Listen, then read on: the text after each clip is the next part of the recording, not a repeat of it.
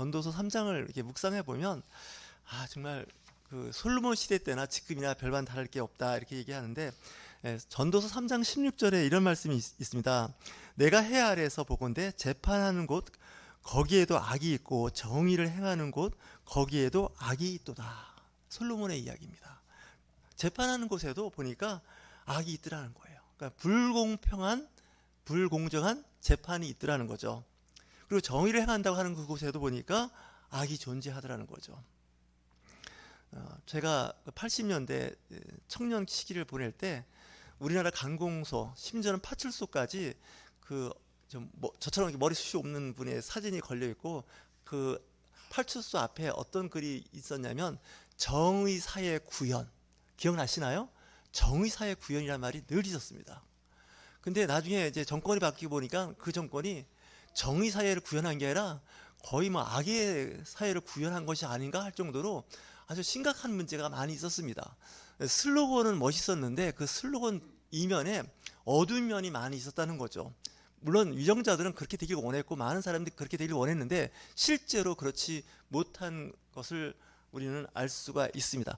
혹시 여러분들 영화 중에서 쇼생크 탈출이라는 그 영화를 보신 적 있습니까? 지금도 볼 수 있습니다. 유튜브로. 거기 보시면 교도소장의 그 직무실에 보면 좀 그 성경 문구가 있는데 한번 집에 가서 찾아보십시오. 근데 정말 이상한 거는 그 성경 문구를 보면 그 교도소장이 정말 성경 말씀대로 살아야 되는데 정말 악한 사람이었던 거예요. 나중에 자살하지 않습니까? 그래서 우리가 하나님 말씀대로 산다고 하면서 그 사는 삶이 안 되면 반대의 삶을 살게 되지 않습니까? 제가 엊그저께 모임에 가서, 제 목사인데 거기는 목사는 저 혼자고 일반인들이 모인 데서 제가 그런 얘기를 했습니다. 제가 참 이 두 가지 언어를 참 굉장히 불편하게 생각하는데 오직 예수 얘기하는 분들 별로 개인적으로 좋아하지 않습니다 그랬어요. 그런데 사람들이 이렇게 눈을 크게 뜨는 거예요. 어떻게 목사님이 오직 예수 뭐 이렇게 하는 말을 왜 부정적으로 생각하는지 모르겠다 생각하는데, 오늘 말씀하고 비슷합니다.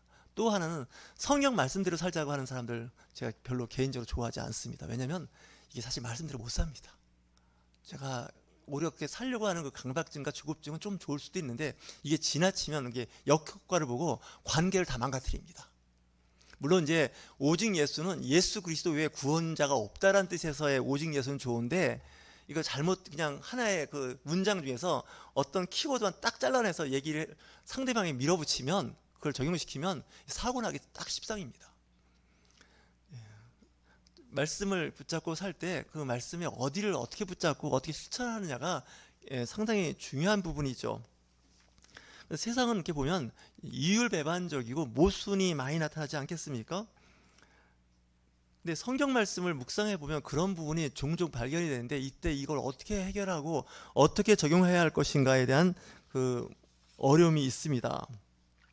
오늘 말씀 첫 번째 4절 말씀에 보면 여호와께서 온갖 것을 그 쓰임에 적당하게 지으셨나니, 그러니까 하나님께서 세상의 모든 만물을 이제 피조 세계를 창조하셨는데 그 세계도 보니까 악인도 악한 날에 적당하게 하셨다는 얘기는 그 악인이 있다는 거 아니겠습니까? 그리고 그 악인이 그 악한 일을 맡는다는 겁니다.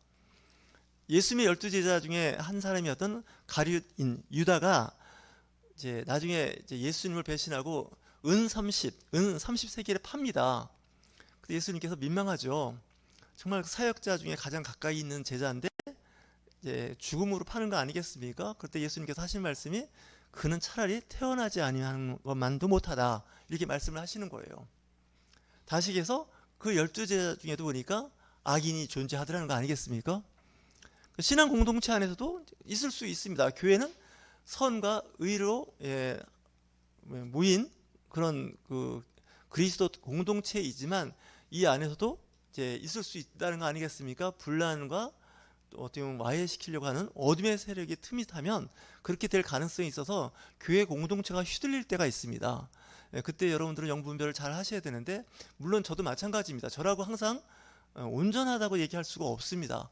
마귀가 자꾸 악한 생각을 머리에 넣어줄 때가 있습니다. 그렇지 않겠습니까? 그리고 또 유혹도 있고, 그래서 가끔 이렇게 하면 어떨까 생각이 드는데 빨리 그 생각을 털어버리지 않고 그 생각을 오래 갖고 있으면 그게 이제 또아리를 틀게 됩니다. 내 마음속에, 내 머릿속에 또아리를 틀게 되면 나중에는 나쁜 짓을 하고 나쁜 일을 해도 나쁜 짓인지를 모른다는 게 문제입니다. 그게 잘하고 있다고 생각하는 게 굉장히 심각한 문제가 되는 거죠. 예를 들어서 이제 공부를 할 때도 그렇지 않겠습니까? 공부를 못합니다. 잘 안 됩니다. 그럴 때 내가 좀 공부를 좀 잘해야겠다, 열심히 해야겠다, 집중해야겠다, 좀 공부하는 시간에 투자를 많이 해야겠다 이렇게 생각하면 괜찮은데, 나 원래 공부 못해, 타고나기를 공부하고는 나는 관계가 없어, 이래버리면 상태는 더 나빠집니다. 그리고 또 공부 안 하는 걸 나중에 당연시 생각하는 거예요. 그렇게 되면 기회가 없다는 거죠. 노력을 해야 되지 않겠습니까? 공부 못할 수 있습니다. 하지만 못한다고 노력 안 하는 건 그건 진짜 용서하기 어렵습니다. 그래서 못하지만 그래서 열심히 하려고 하는 모습이 있어야 되지 않겠습니까? 직장도 마찬가지입니다. 일 못합니다. 다른 사람에 비해서. 그래도 뭔가 열심히 하려고 하는 자세, 태도가 보이면 얼마나 좋겠습니까? 그런데 나중에 나의 한계는 여기까지야 하고서 손 놔버리면 정말 관리자 내지는 운영자 입장에서 정말 힘들어지지 않겠습니까? 성경에서도 나오는 말씀 중에 하나가 그런 부분인데, 저는 이런 생각을 해봅니다. 사람이 성실함을 보인다는 건 굉장히 중요합니다.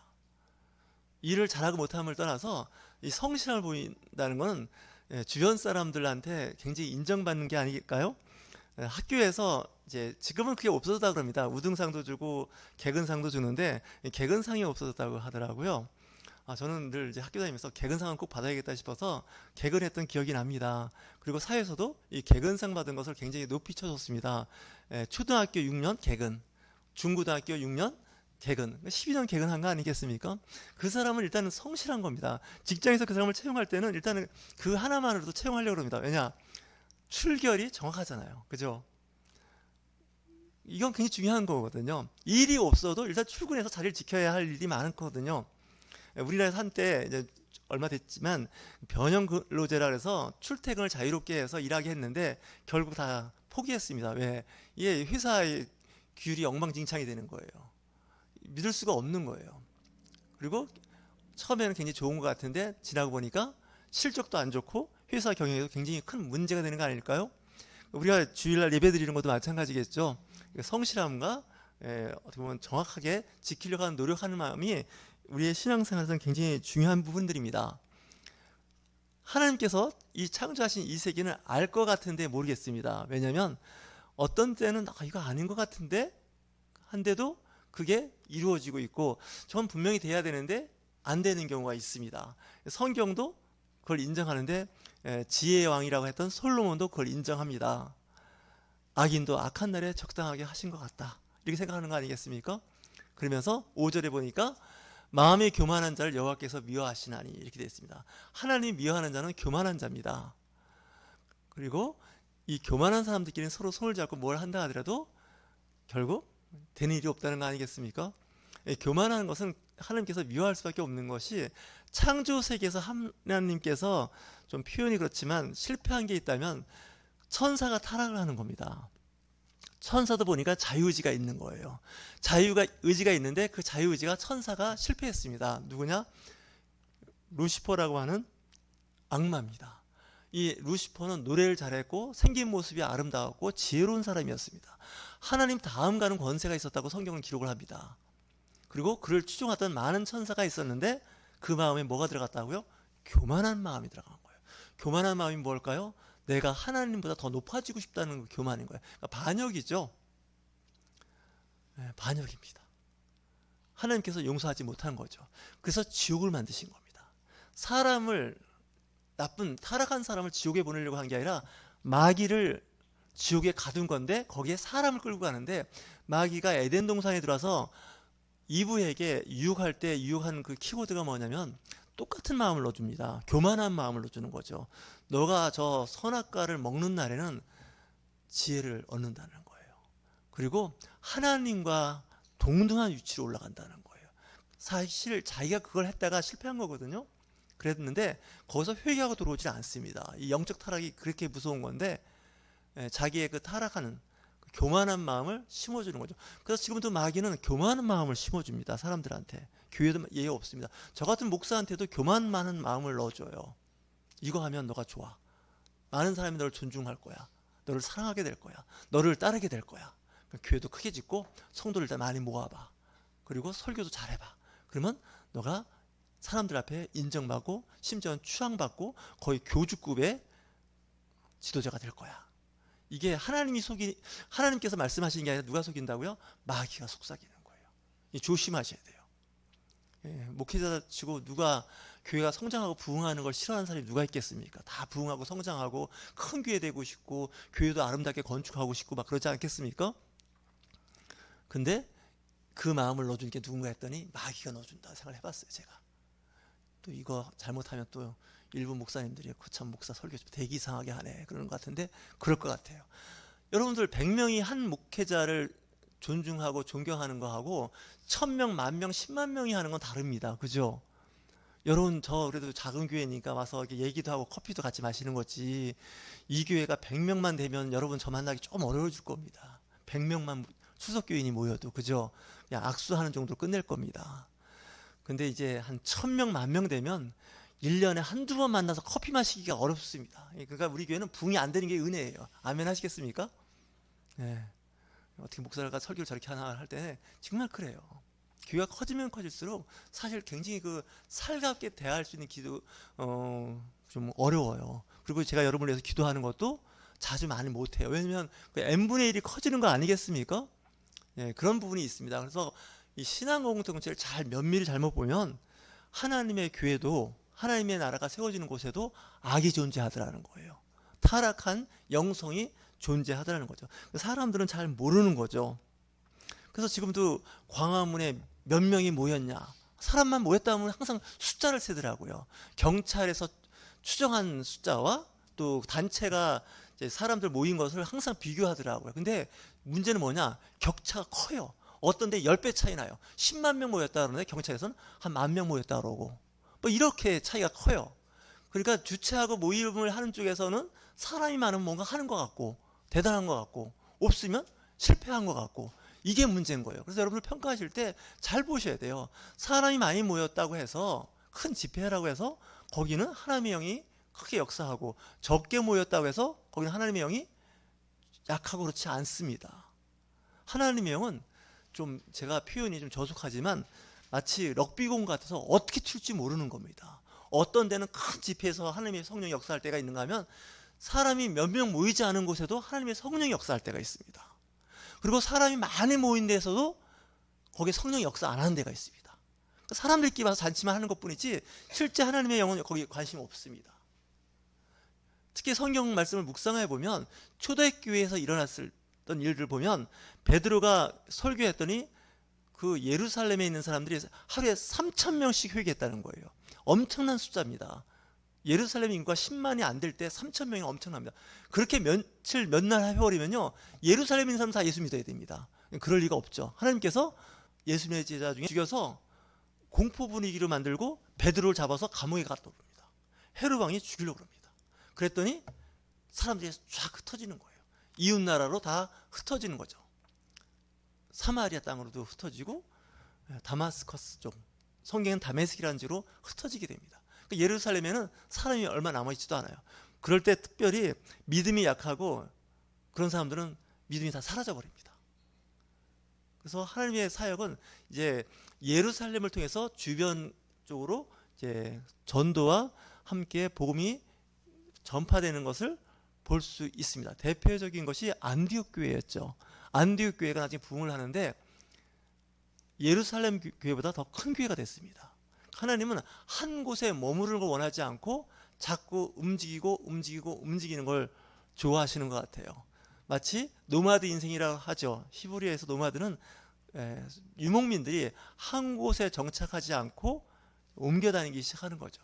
그래서 우리 교회도 벌써 몇 번 옮긴 것 같아요. 사람들마다 해석은 다 다를 수 있지만 이 옮긴다는 것이 굉장히 귀찮거든요. 불편하거든요. 비용도 들고 하지만 옮기면 에너지를 얻습니다. 근데 한 곳에 오랫동안 정착이 되면 우리말에 그런 말 있죠. 고인 물은 썩는다고. 흐르는 물은 썩지 않는다고. 우리의 신앙과 우리의 믿음도 마찬가지입니다. 에너지를 받아서 이제 움직이게 됩니다. 속담에도 있죠. 구르는 돌은 이끼가 끼지 않는다는 거예요.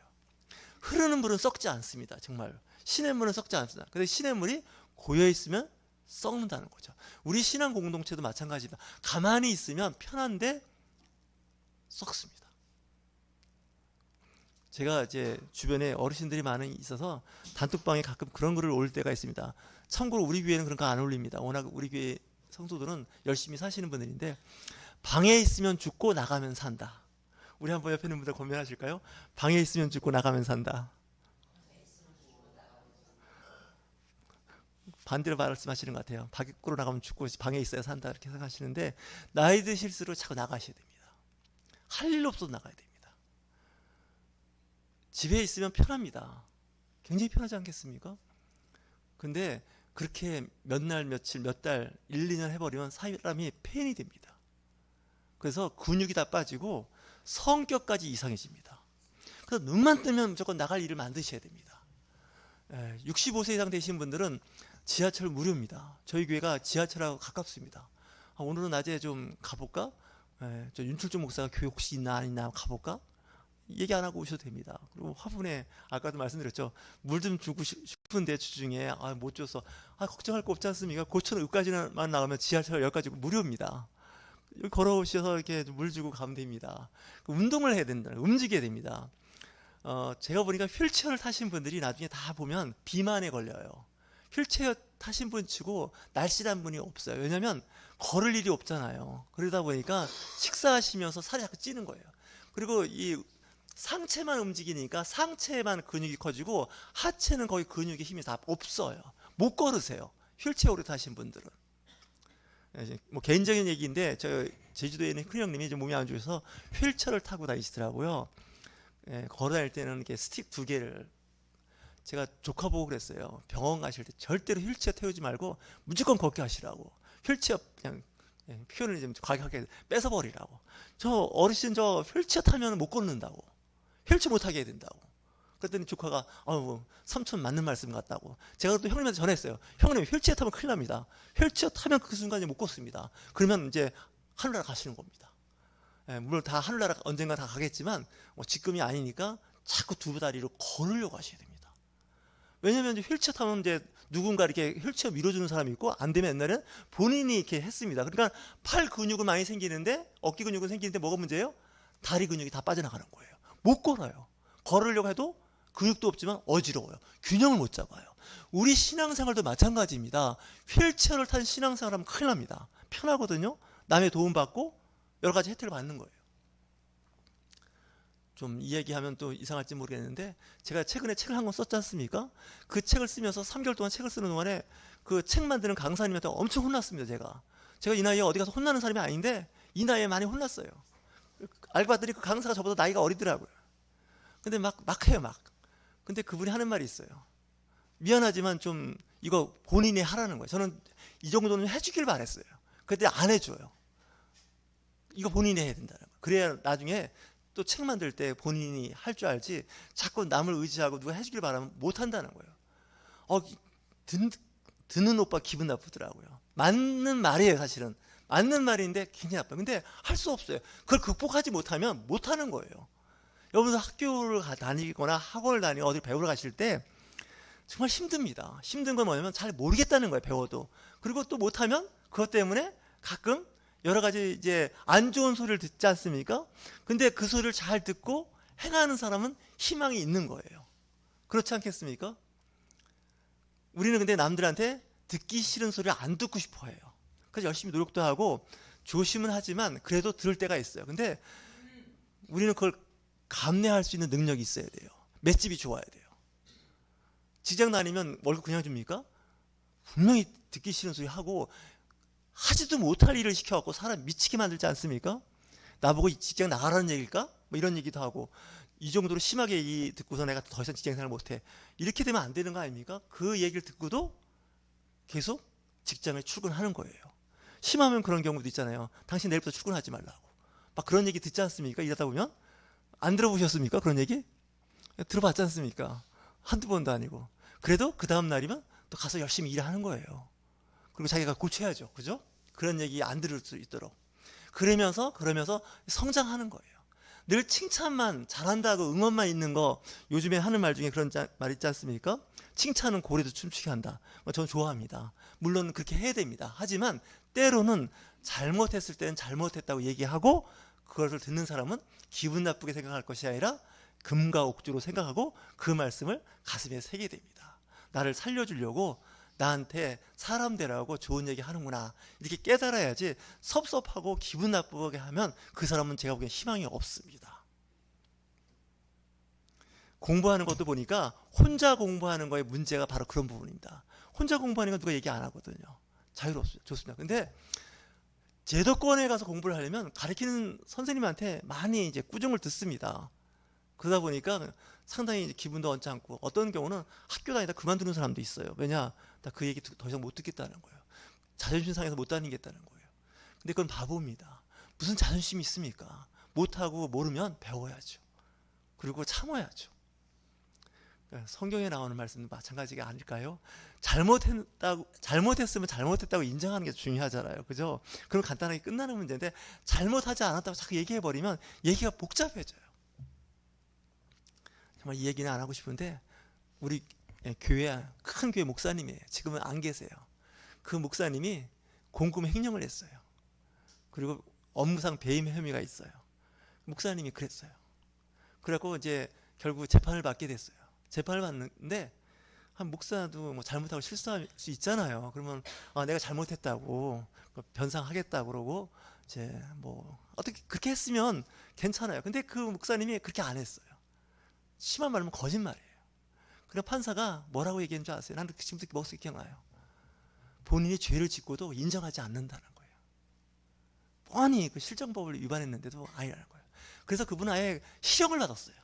실형을 2년을 받았어요. 2년을 감옥에서 갔다 왔어요. 근데 중요한 건 뭐냐? 그래도 정신을 못 차리고 계세요. 잘못된 생각 안 해요. 이게 보통 병이 아니에요, 제가 보기에는. 그러니까 누가 봐도 초등학생이 들어도 잘못한 건데, 그럼 잘못했다 그러면 되잖아요. 그죠? 그럼 판사도 뭐 목사님이지만 그래도 사람이 좀 그럴 수도 있지. 뭐 정작을 참작해서 실형 살지 않게 뭐 집행유예도 할 수 있잖아요. 근데 본인이 하도 그러니까 그 재판장이 하는 말 제가 읽어봤어요. 도저히 이게 안 되겠다는 거예요. 안 되겠다는 거예요. 진짜 그냥 좀 자기의 그 권한이 있지 않습니까? 판사는. 그죠? 그걸 하고 싶은데도 너무나 자기의 그 지은 죄에 대해서 인정도 안 하고, 이게 무슨 죄냐고 막 그런 식으로 막 하니까 아예 화답지가 난 거예요, 판사도. 그래서 어떤 때는 그런 경우 있지 않습니까? 검사가 구형한 것보다 판사의 그 선고가 더 커질 때가 있습니다. 검사는 저 사람 2년을 감옥소에 보내야 된다고 했는데, 판사가 2년이라면 보통 한 1년 반, 1년 이렇게 낮추잖아요. 그죠? 근데 그 판사는 2년 갖고 안 되겠다고. 저분은 내가 보기에는 한 3년은 더 살겠다. 그렇게 되는 경우가 있습니다. 근데 이것이 세상 법정에서 일어나는 일이지만, 하나님의 나라에서도 그런 일은 일어날 수 있다고 저는 봅니다. 그렇지 않습니까? 이 교회는 용서가 많은 곳입니다. 그리고 회개하는 곳 아니겠습니까? 잘못을 인정하고 또한 자기의 실수를 인정하면 이 교회 공동체는 세상보다 더 용서해 주는 데입니다. 저는 이렇게 믿고 싶습니다. 교회는 특히 그렇습니다. 근데 사람이 사는 동네다 보니까 실수가 있고 잘못이 있습니다. 그럴 때 인정하면 돼요. 제가 잘못했다고.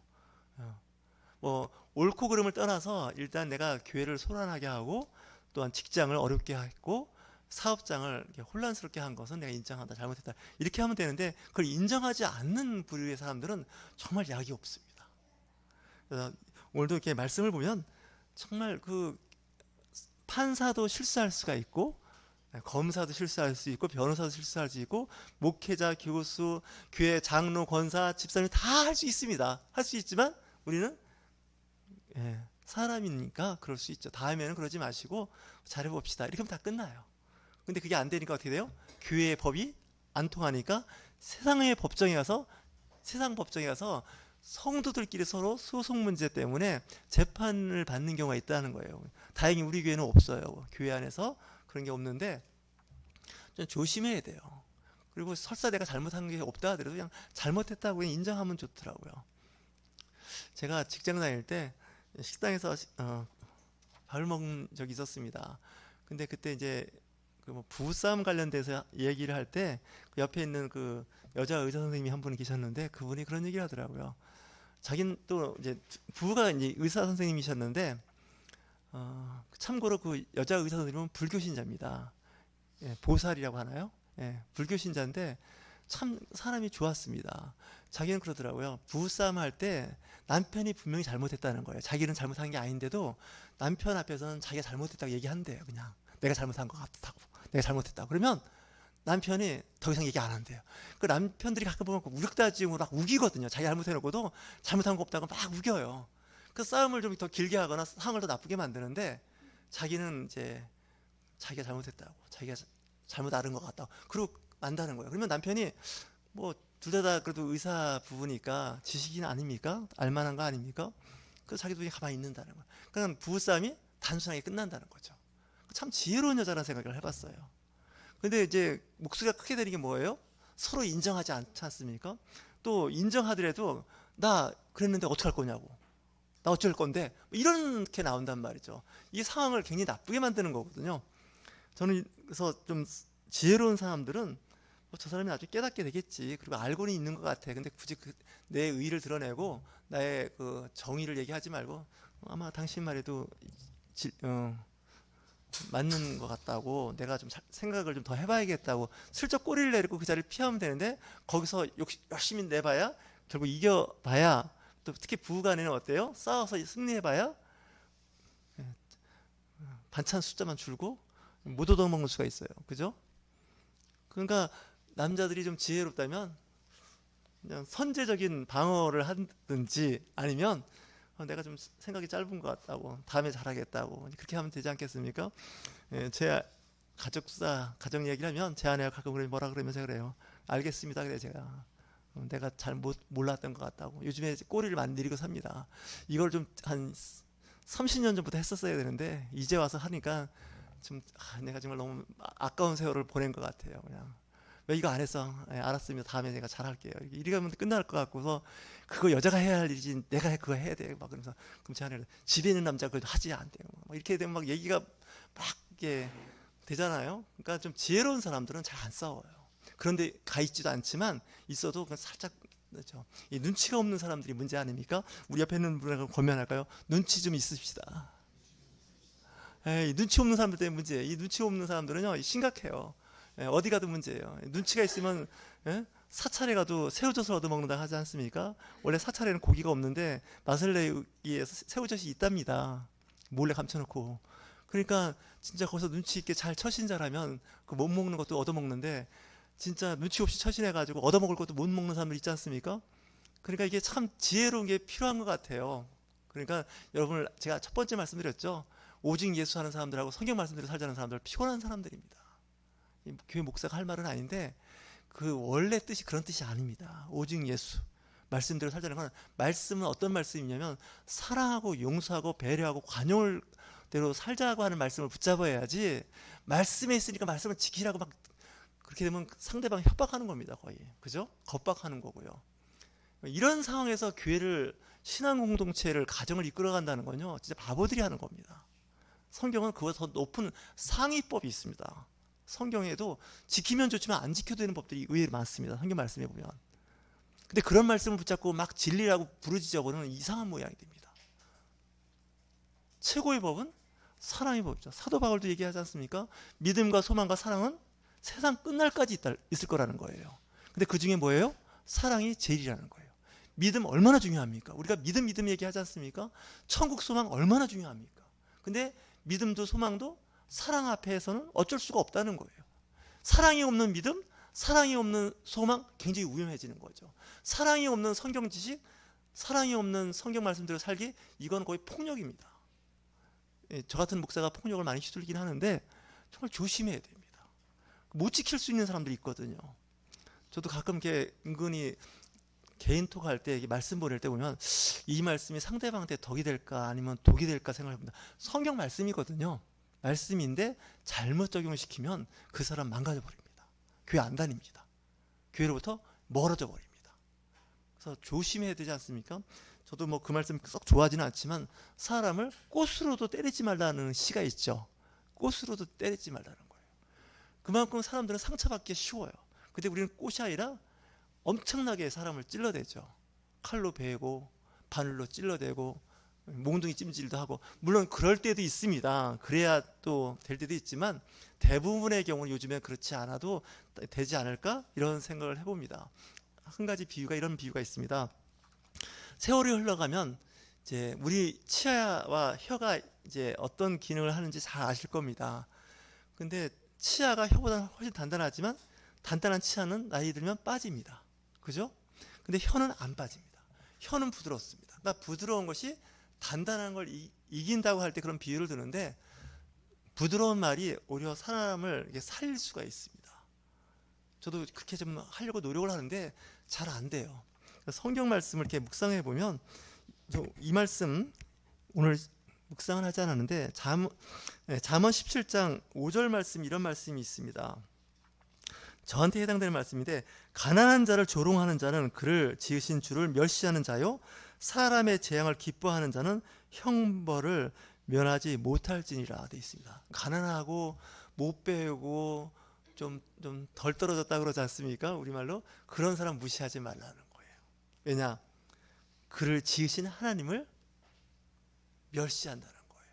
하나님의 창조 세계에 장애인들도 있고 좀 모자란 사람 있지 않습니까? 모자라도 한참 모자랍니다. 눈치가 없지 않습니까?